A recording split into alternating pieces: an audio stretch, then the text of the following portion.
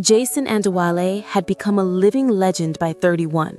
His debut album, Made It Big, had put him on the map, and his follow-up albums, Lagos Dreams and Echoes of Glory, confirmed that he wasn't just a star, he was a global icon.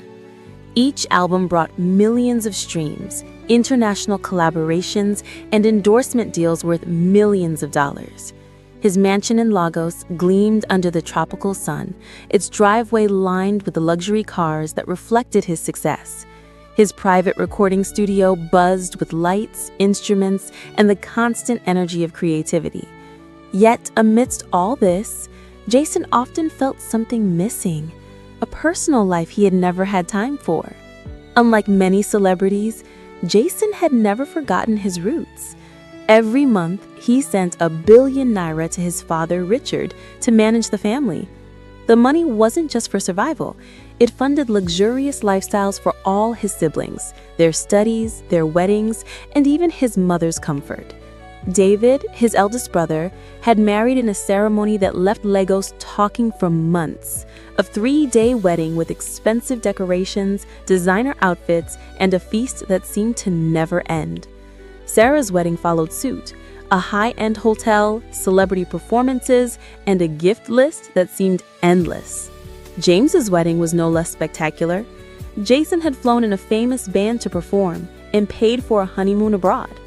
Every time a sibling married, Jason made sure it was unforgettable. But Jason remains the only unmarried child of his mother. Unlike his siblings, he had focused on music and building his empire. He often joked that love could wait, but Mary, his mother, never tired of reminding him that life wasn't complete without family. "Jason, my son, we have waited so long for you. Your father, your siblings, we all want to see grandchildren. Don't delay forever." Jason would sigh. "Mama, I have 3 albums, 5 tours, and a million things to manage. I can't even think about marriage right now." Mary's voice softened.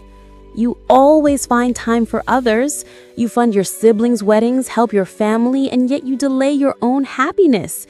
It's time, Jason. Let us help you." The decision was made. They say love comes when you least expect it. And for Big Jason, that saying became true in a way he never imagined. You already heard Rebecca tell you how Jason made it to the top. The fame, the money, the glory. But this one is different. Because now we'll see the side of Jason that the world never saw. The man behind the music. My name is Patience, and this, my people, is Big Jason, the love he tried to resist. Richard, Jason's father, would travel to Epe, a calm Yoruba town in Lagos State, to find a suitable wife for his son. Epe was a typical Yoruba town. Dusty streets, women carrying baskets on their heads, children playing football, and the smell of fresh fish from the lagoon mixing with the warm air. The town was quiet, but alive with small-town energy and gossip. After asking around, the name that kept coming up was Lola Adeyemi, the 3rd daughter of the Adeyemi family.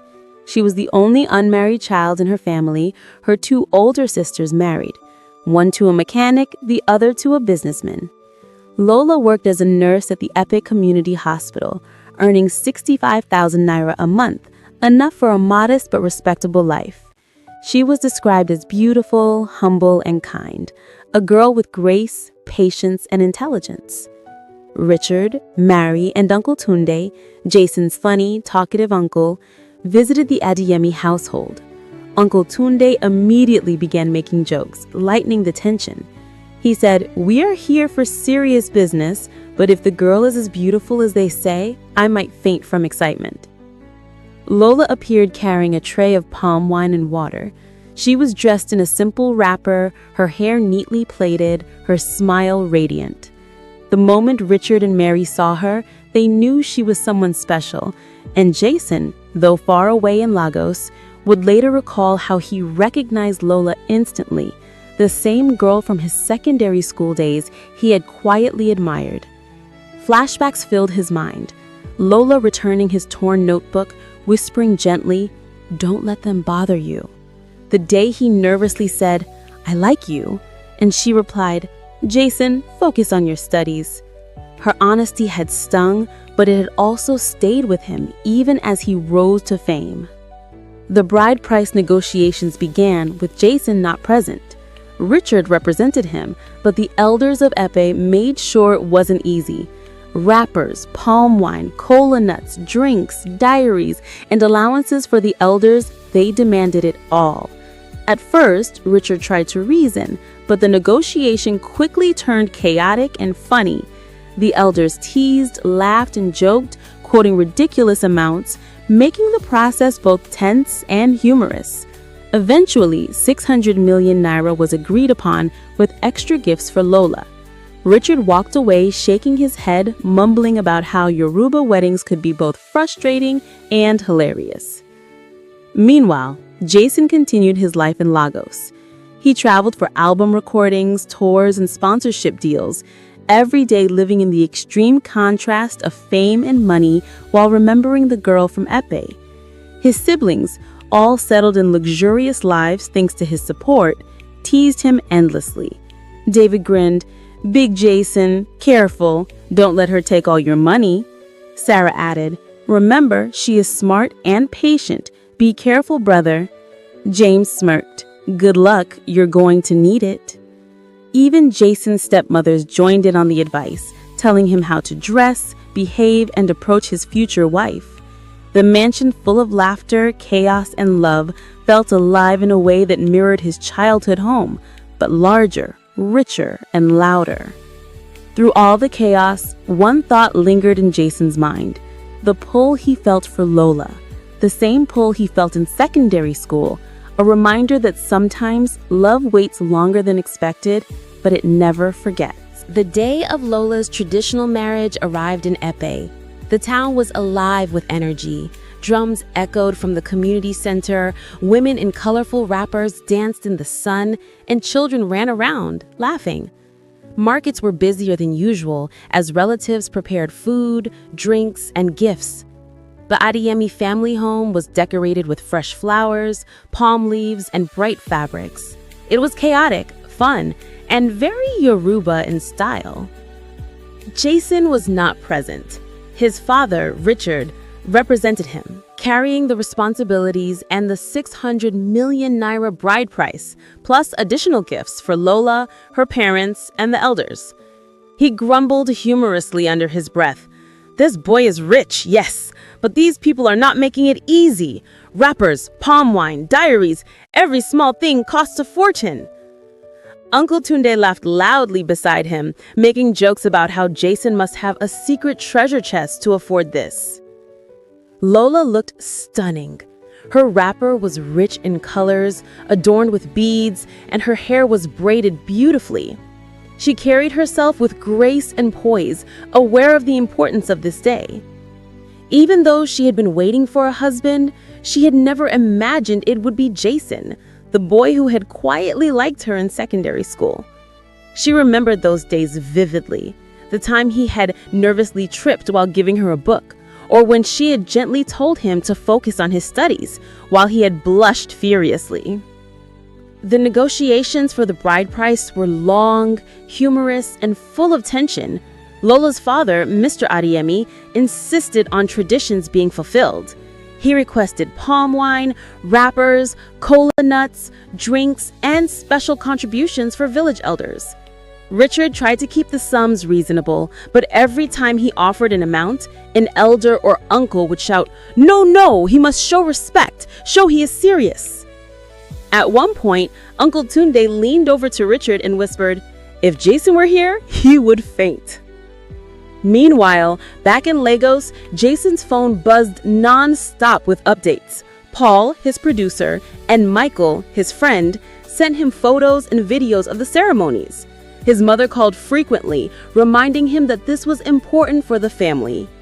Jason felt a strange mix of excitement, anxiety, and nostalgia as he watched Lola smile, remembering the kind, smart girl he had admired in secondary school.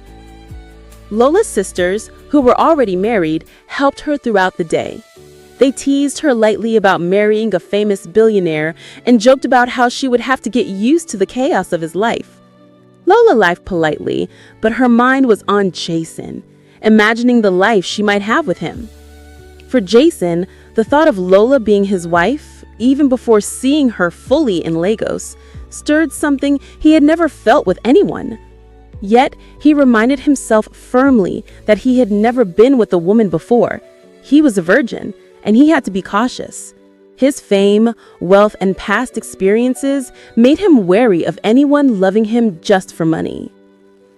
When the traditional marriage ceremony began, Jason's father took the lead. He presented the agreed bride price, followed all the rituals, and finally handed over Lola symbolically to the Adewale family. There were laughs, shouts, and even a few comedic mishaps. A drunk uncle almost tripping over drums, a goat wandering into the ceremony, and a small commotion over the cola nuts. But the day ended successfully. The church wedding was equally lively. The town hall was decorated in white and gold, music echoed, and guests filled the seats. Though Jason was present for parts of the ceremony, he still kept a low profile, letting his parents handle most interactions. He watched Lola walk down the aisle in her white gown, her smile radiant, her eyes warm.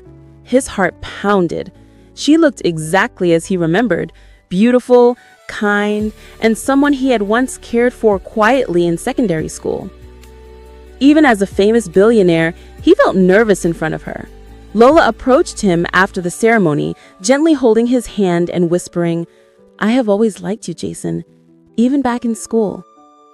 His throat tightened, and he tried to speak, but the words wouldn't come.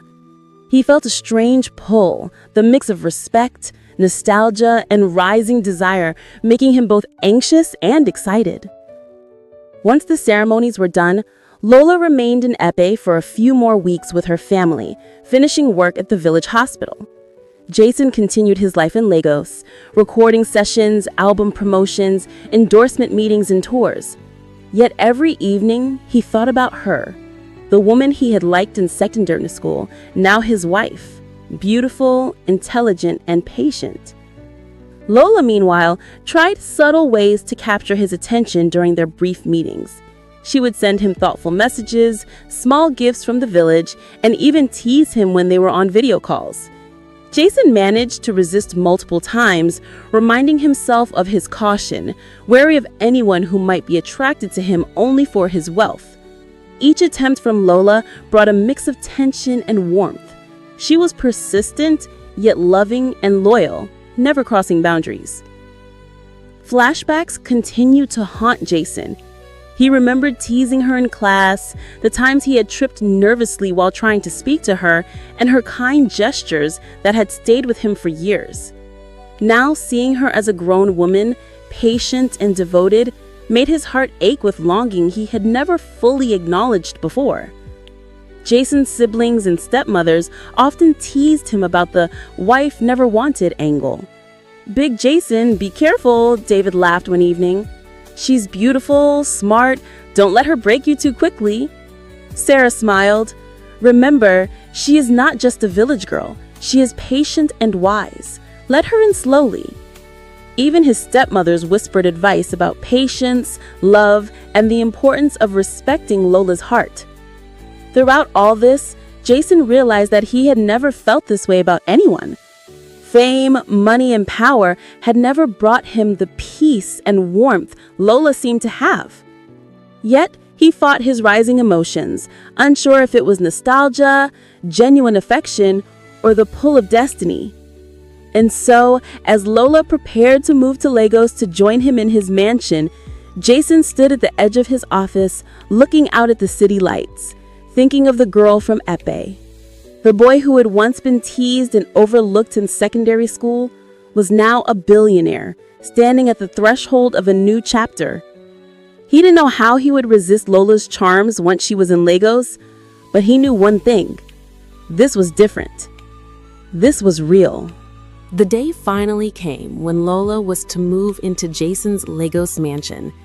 The house, a vast structure of white and glass with sleek modern design, gleamed under the afternoon sun. Cars lined the driveway, security guards nodded respectfully, and the staff buzzed around, preparing for their new mistress. Lola stepped out of the car, her eyes wide, trying to take in the size of Jason's world. Everything here was bigger, brighter, and more alive than the quiet streets of Epe she had grown up in. Jason met her at the entrance, trying to smile casually, but his chest tightened as he looked at her. He had been avoiding thinking about this day too seriously, afraid of the sudden closeness between them. He didn't know what to say.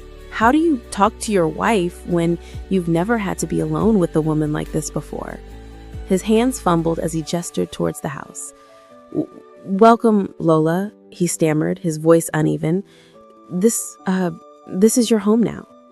Lola smiled warmly, taking his hand for a brief moment before letting go. "It's beautiful, Jason. Thank you," she said.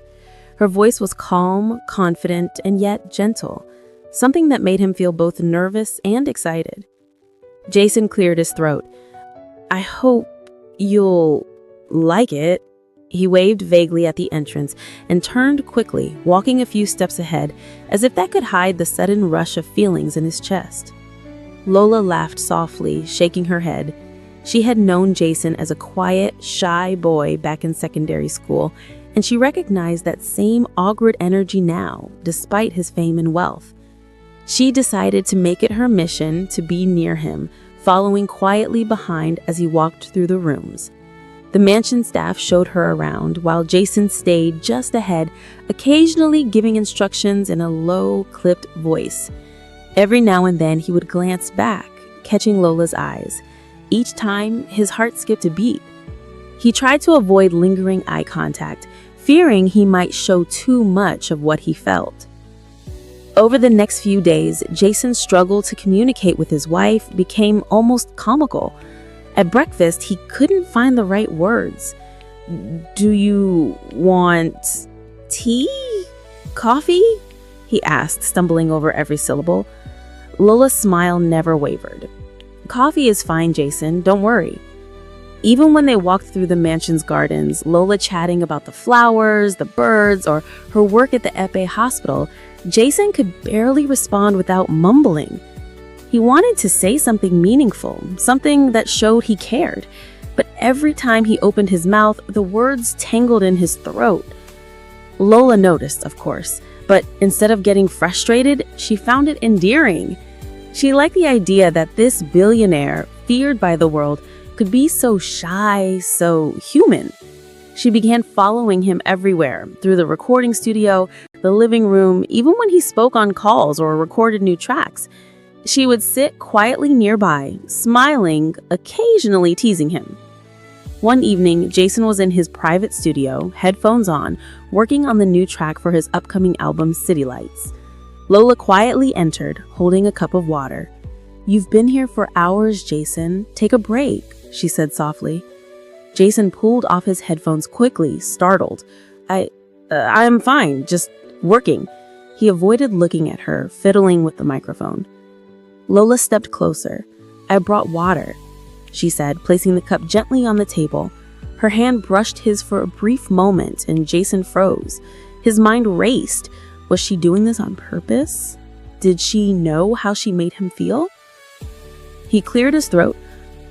"Thanks. I appreciate it." The words were clumsy, but Lola's eyes twinkled. She smiled, sat on the chair beside him, and simply watched him work. Jason's heart pounded. The temptation was everywhere, yet he reminded himself she might love him, but he had to be careful.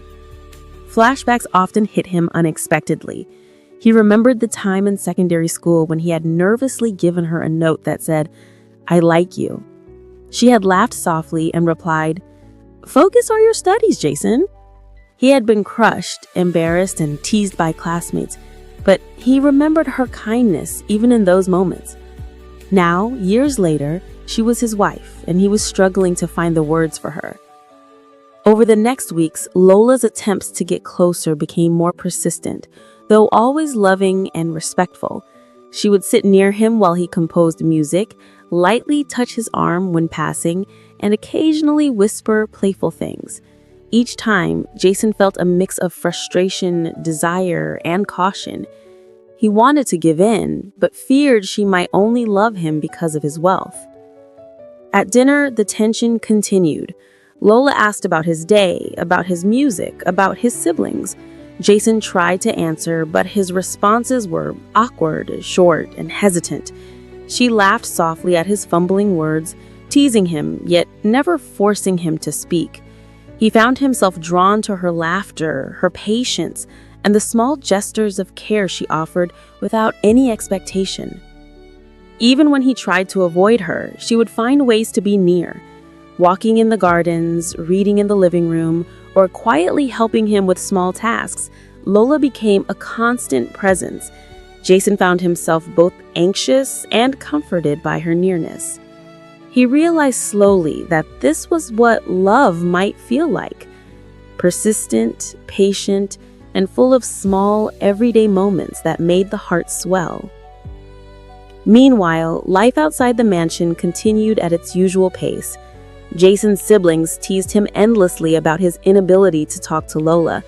David would laugh and say, "You're so rich, yet you act like a schoolboy around her."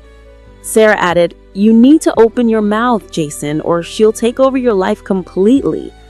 James grinned, "Be careful, she's too clever for you to hide." Even his stepmothers chimed in with offering advice on how to woo his wife without embarrassing himself. Despite the chaos, one thing became clear.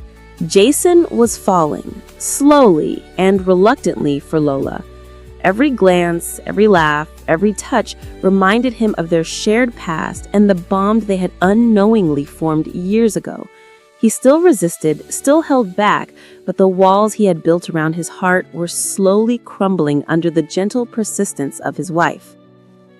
And so, life in the mansion continued, a mix of laughter, music, teasing siblings, busy tours, and quiet, tense moments between husband and wife. Jason had finally found someone who challenged him, teased him, and followed him everywhere, but he still struggled to find the words to express the feelings growing quietly, powerfully inside him. The first few weeks after Lola moved into Jason's mansion were calm, but full of quiet tension. They ate together, prayed together, sometimes watched TV together, but there was still a space between them, a distance Jason didn't know how to cross. He was always busy, either in the studio, on calls, or at meetings. When he came home, he would quietly eat dinner, say goodnight, and disappear into his room. Lola tried to act normal, but deep down, she was hurt. She didn't understand why her husband avoided her, like she was a stranger. Jason was a virgin. He had never been with a woman before, not because he didn't have the chance, but because he had always promised himself he would wait until marriage. But now that he was married, he didn't know what to do. Every time he looked at Lola, his heart beat faster and his mind froze. Lola, on the other hand, was trying everything she could to reach him. She was patient and gentle, but sometimes she wanted to shake him and ask, "Jason, what are you afraid of?" One evening, Jason came home tired from a long studio session. The house was quiet. The staff had gone to bed. He walked into the living room and stopped. Lola was sitting on the couch wearing a soft silk robe, her hair down, and the TV lights reflecting gently on her face. "Welcome home," she said, smiling softly. Jason froze. He looked away immediately, pretending to check his phone. "Oh, thanks," he mumbled. "You didn't even look at me," she teased. "Am I invisible?" He swallowed. "You look fine," he said awkwardly. Lola giggled, walking closer. "Fine? That's all you can say to your wife?" He stepped back slightly. "You look beautiful, Lola," he said quickly, his voice low. She smiled. "That's better." He quickly moved past her. "I'll be in the room," he said, disappearing upstairs before his heart could betray him. That night, Lola sat on the bed thinking, "So this man doesn't even touch me?" she whispered to herself, shaking her head. "Is he made of stone?" The next day, she tried a new plan. When Jason came home for lunch, she was in the kitchen wearing a sleeveless top and wrapper tied loosely around her waist. She hummed a soft song while cooking. Jason entered, trying not to look directly at her. "Smells good," he said. "Thank you," she replied, glancing over her shoulder with a smile. "You should come closer and taste it." Jason hesitated. "I'm fine here." "Jason," she said sweetly, "I said come." He walked closer, his heartbeat loud in his ears. Lola picked up a spoon and held it to his lips. He tasted it slowly, avoiding her eyes. "How is it?" she asked. "It's nice." She leaned slightly closer. "Just nice?" Jason almost coughed. "Very nice," he corrected quickly. Lola laughed, shaking her head. "You are funny, Jason." That night, he couldn't sleep. Every time he closed his eyes, he saw her smile, her soft voice, the way she looked at him like he was the only man in the world. Another evening, Lola decided to be more direct. She wore a simple but fitting dress, her hair loose, and waited for Jason in the living room. When he entered, she stood and smiled. "Jason," she said softly, "why do you avoid me?" He looked surprised. "Avoid you? I don't." "You do," she interrupted gently. "You don't look at me, you barely talk to me, and since we got married, you haven't even touched me." Jason looked away, embarrassed. "Lola, it's not that simple." "Then make it simple," she said quietly, stepping closer. "I'm your wife." Jason could feel his chest tighten, her voice, her scent, her nearness. It was too much. "Lola, please." He said please all the time, but he never said what he wanted. He didn't know what to say. The next morning, she tried again, this time more playfully. He was working in his home studio recording vocals when she walked in wearing one of his shirts. It was big on her, the sleeves rolled up, the hem brushing her thighs. "Jason," she said softly, "you've been in here all day. Don't you miss me?" He looked up, startled. "Lola, I'm working."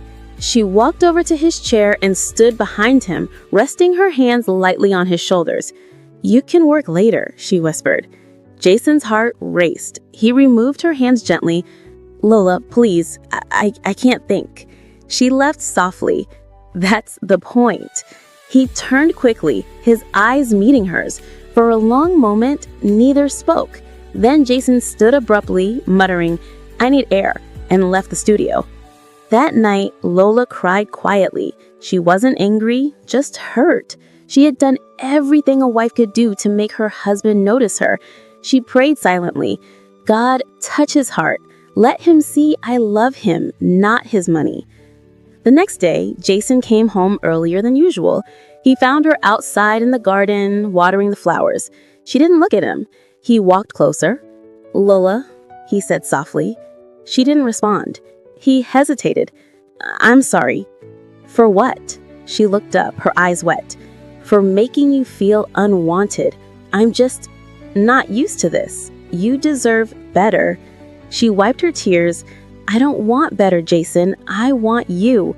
He felt something break inside him. For the first time, he reached for her hand and didn't pull away. She smiled faintly, holding it tight. From that day, things began to change slowly.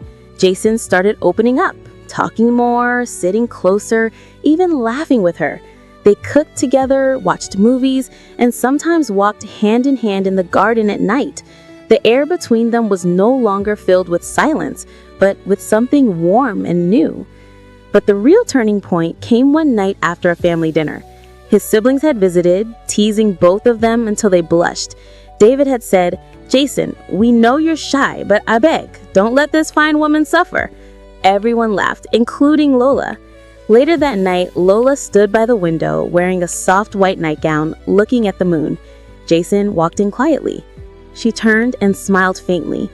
"Jason, do you still remember when I told you to focus on your studies back in school?" He chuckled softly. "How could I forget?" She took a slow step closer. "Maybe I shouldn't have said that." Jason looked at her, confused but smiling. "You were right." She moved closer still, her voice a whisper. "But now, I don't want you to focus on anything else. Jason froze, every nerve in his body on edge. Lola, she looked up into his eyes. Why haven't you touched me, Jason? He blinked, his throat dry. I don't want to hurt you. She smiled softly. You won't. Jason stood still, his heart beating fast. The air was heavy with everything they hadn't said for weeks. And in that silence, Jason realized something. He loved her. He truly did. The night ended not with words, but with peace. For the first time, Jason allowed himself to hold her close, not out of duty, but because his heart finally felt safe. And though what happened next stayed behind closed doors, the world didn't need to know. What mattered was that the walls between them had finally fallen. The morning sun gently entered the big bedroom, slipping through the white curtains and landing softly on Lola's face. She turned slowly, smiling as she saw Jason lying beside her. For the first time since their wedding, he looks calm. No stress, no pride, no wall between them. She rested her head on his chest, listening to his heartbeat.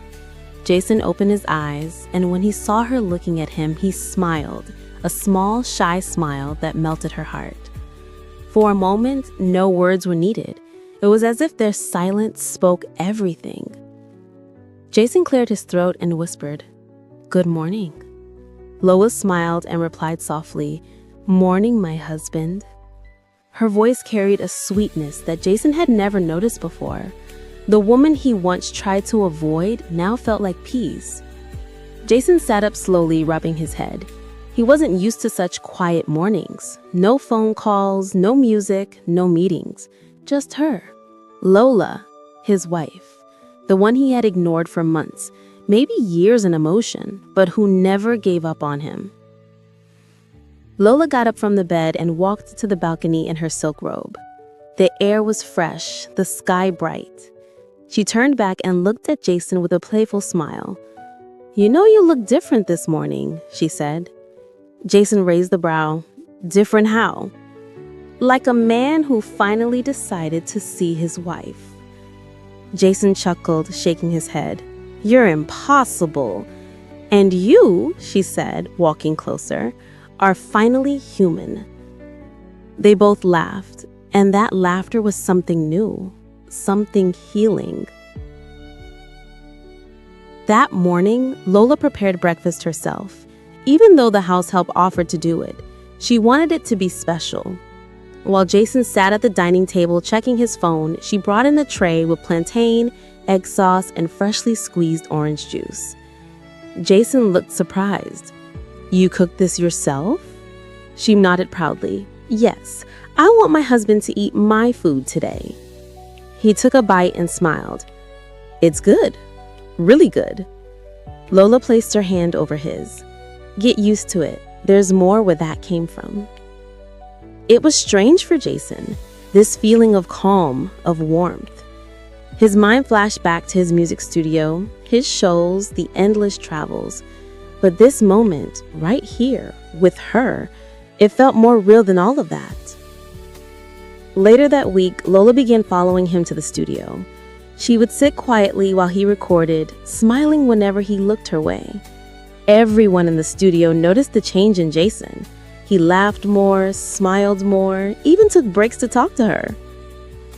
One evening, while they were driving home from the studio, Lola rested her head on his shoulder. "Jason," she said softly. "Yes?" "Do you ever regret marrying me?" Jason glanced at her, surprised. "Why would you ask that?" She sighed. "Because I know how it started. You didn't want me. You didn't even look at me." Jason went quiet for a while, then said gently, "Maybe I didn't see you then, but I see you now, Lola, and I'm thankful I do." Her eyes watered, but she smiled. That was all she needed to hear. Days turned into weeks, and the house that once felt cold now had laughter again. They cooked together, teased each other, and even danced sometimes in the living room. One evening, Jason came home tired from a long recording session. Lola was sitting on the couch, looking nervous. She held something in her hand, a small paper. Jason noticed immediately. "What's wrong?" She smiled shyly, trying to hide the paper behind her bag. "Nothing." He walked closer. "Lola, what is it?" Her voice shook slightly as she said, "Jason, I'm pregnant." Jason froze. For a few seconds, he didn't speak. Then he blinked, his eyes wide. "You're what?" She handed him the test result with trembling hands. "I found out this morning." Jason looked at the paper, then back at her. Slowly, a smile spread across his face, the kind that came from deep inside. He pulled her close, wrapping his arms around her tightly.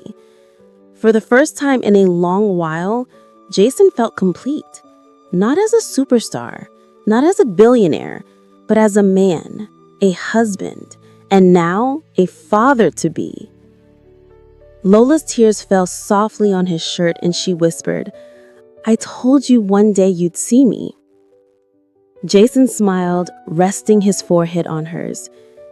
"And now, I can't see anything else."